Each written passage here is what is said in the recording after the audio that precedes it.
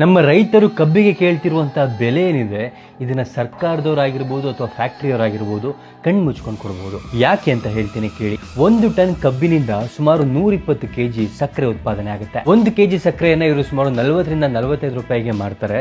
So ಅಲ್ಲೇ ಇವರಿಗೆ ಸುಮಾರು 5,000 ರೂಪಾಯಿ ಲಾಭ ಸಿಗುತ್ತೆ. ಇನ್ನು ಕಬ್ಬಿನಿಂದ ಸಿಗುವಂಥ ರೆಸಿಡ್ಯೂ ಅಂದರೆ ಬ್ಯಾಗಾಸ್ ಏನಿದೆ ಅದರಿಂದ ಪೇಪರ್ನ ತಯಾರು ಮಾಡ್ತಾರೆ, ಎಲೆಕ್ಟ್ರಿಸಿಟಿನೂ ಕೂಡ ಉತ್ಪಾದನೆ ಮಾಡ್ತಾರೆ. ಅದಾದ್ಮೇಲೆ ಪ್ರತಿ 1 ಟನ್ಗೆ ಸುಮಾರು 40 ರಿಂದ 50 ಲೀಟರ್ ಮೊಲಾಸಸ್ ಸಿಗುತ್ತೆ, 20 ರಿಂದ 30 ಲೀಟರ್ ಎಥನಾಲ್ ಸಿಗುತ್ತೆ. ಇವೆರಡನ್ನು ಮಾರಾಟ ಮಾಡಿ ಫ್ಯಾಕ್ಟರಿಯವರು ಸುಮಾರು 5 ರಿಂದ 6,000 ರೂಪಾಯಿ ಲಾಭ ಮಾಡ್ಕೊಂಡ್ರೆ ನಮ್ಮ ಸರ್ಕಾರದವರು ಇದರಿಂದ ಆಲ್ಕೋಹಾಲ್ ನ ತಯಾರು ಮಾಡಿ ಲಕ್ಷಾಂತರ ರೂಪಾಯಿ ಸಂಪಾದನೆ ಮಾಡ್ತಾರೆ. ಒಬ್ಬ ಬಿಸ್ನೆಸ್ ಮೆನ್ 1 ಲೀಟರ್ ನೀರಿಗೆ 20 ರೂಪಾಯಿ ಕೇಳಿದ್ರೆ ನಾವು ಕೊಟ್ಬಿಡ್ತೀವಿ.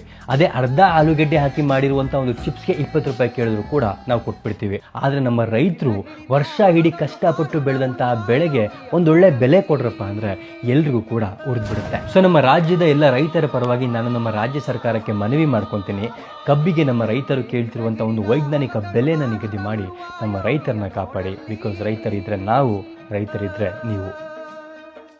ಫಲವನ್ನು ಬಯಸದ ಸೇವೆಯ ಪೂಜೆಯು ಕರ್ಮವೇ ಇಹ ಪರ ಸಾಧನವು.